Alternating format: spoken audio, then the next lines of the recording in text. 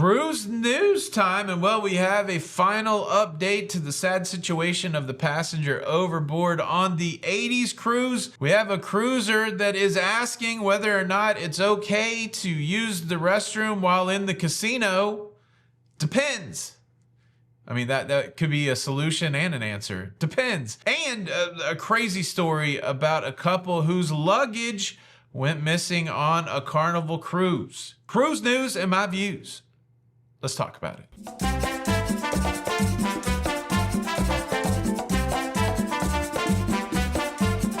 Hey, what's up everybody? Welcome to La Lido Loca. I am your host, Tony. I'm fresh off of the 80s cruise. It was an interesting week last week, a fantastic week of 14 concerts in 7 days.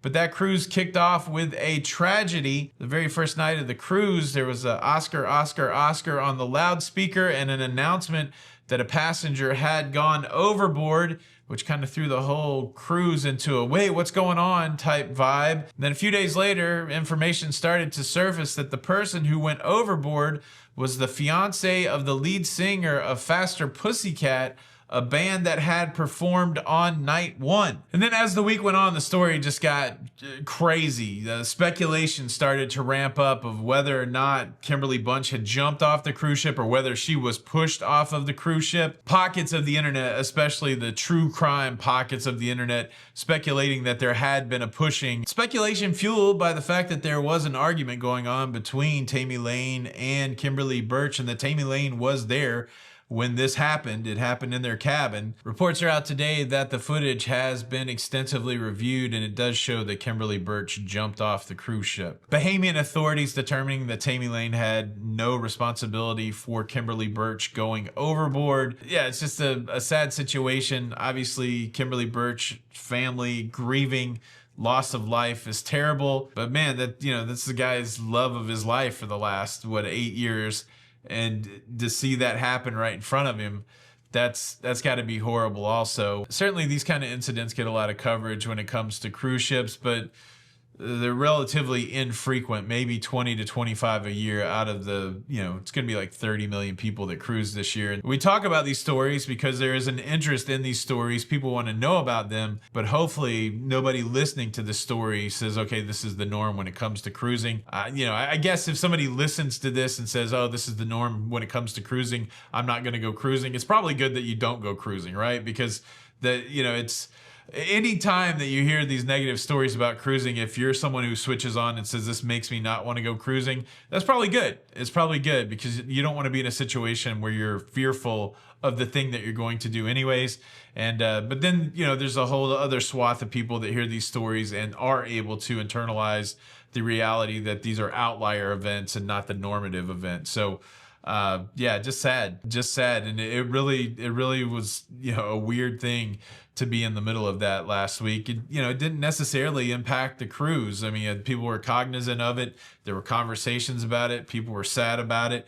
But at the same time, there's that duality of life that you can be sad and happy at the same time. And the cruise went on. So, very weird. Cruise news story number 2, there was an interesting poll over on the social medias for Carnival Cruise Line where a passenger was trying to ascertain what the appropriate thing to do when it comes to needing to use the restroom while playing a slot machine. Now, it's pretty simple if you're playing a table game. I play the blackjack, I play the craps. Those are played with chips. You give them some, currency. They give you some chips and, you play your little blackjack hand. And then when nature calls, you just say, hey, I'm going to go to the restroom. You just leave your chips there, and the dealer and the cameras, they're all just watching your money, and they're not going to let anybody take your seat. It's pretty easy peasy if you have to go to the bathroom playing a table game. But, it's interesting when it comes to a slot machine. What if you're really digging playing a slot machine, and all of a sudden you have to go to the bathroom? There's no system. There's like no dealer, no attendant for the slot machine that's going to watch your slot machine. So what do? Some people will tilt the chair up, suggesting that, somebody's using the slot machine. There's a suggestion like, can I write a note that says I went to the bathroom? Please don't take my slot machine. I don't know. Most people are saying it's okay if you write a note, if you want to hold the slot machine. The only problem sometimes with the chair is people get upset about it, especially if it's a crowded casino and there's like a tilted chair holding a slot machine. I don't even think people think about whether or not you're in the bathroom. People just think some jerky's saving the slot machine and I'm just going to take the slot machine. So it could be a point of contention. This seems very complicated and I don't know if it would be easy to implement, but it would be neat if like maybe the cruise line for the slot machines, they could have I just spit all over the place. The cruise lines for a slot machine, would it be interesting if they had like official signs that they could stick on there and say, gone to the bathroom? Like, you could get somebody to give you one of those signs. That may be a bridge too far. That may be too much work, especially if nature is calling. But I don't know what the solution is. I guess the best thing to do is ask slot players out there, people that love the hand pay. What do you do when you have to go to the restroom? How do you save your seat? Leave a comment below. Now, we got to talk about... Oh, wait, here it comes. Get up. Dance break. I think I'm going to juggle, though. Oh, whoa. What happened to the desk? Come back, desk. Dance break. A little 4-ball juggling. Dance break. Let's go.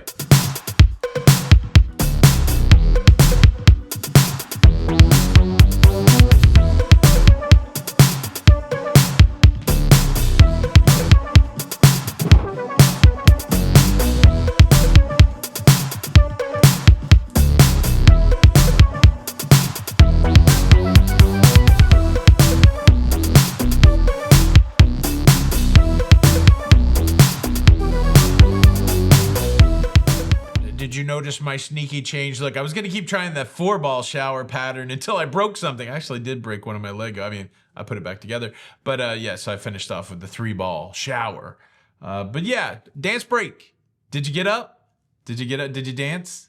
You better dance. All right, let's talk about one of my greatest cruise fears, and that is the fear that my luggage will not make it to my cruise cabin. Fortunately, I think I'm at about 65 cruises. I've never had my luggage lost. Never had my luggage lost. That's probably going to happen now that I said that. Never had my luggage lost. But that's not the case for a couple. Jason and Taime Merritt. They went on a Carnival cruise in February the 8th through February the 16th, and their luggage never showed up. It didn't show up while they were on the cruise. It did not show up before they left the cruise. And this was not good because they had some important stuff in the luggage. It was Jason's luggage that didn't show up. His CPAP was in there. His keys to his Bronco was in there. Other valuables were in there. Just an aside, don't put your CPAP in your checked luggage. Don't put your car keys in your checked luggage. Don't put your valuables in your checked luggage. Unfortunately, Jason is learning that lesson the hard way. But what's crazy is when they got home, somebody said, "Hey, don't you have some AirPods?" And they're like, "Yeah, we own some AirPods." They happen to be in the luggage too. Well, it's good that they were in the luggage because if you are an iPhone user, you can do track my device. And they saw the AirPods on the same Carnival ship that they were on. So Carnival couldn't find their luggage all week. Couldn't find it as they got off the ship. But hey, they had proof that their luggage was on that Carnival cruise ship.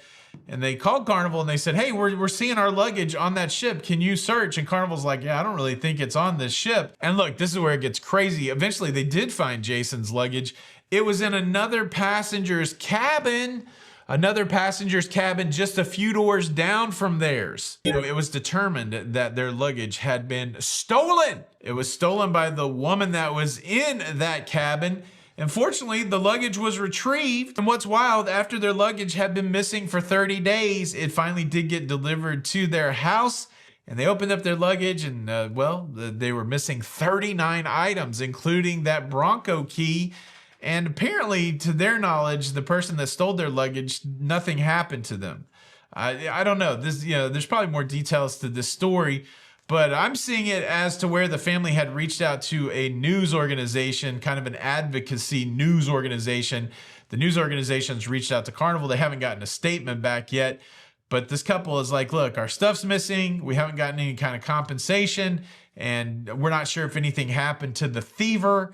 And so we might press charges." A lot of times luggage will go missing and it's just like, "Oh, it didn't make it on the ship," or "It's still over here."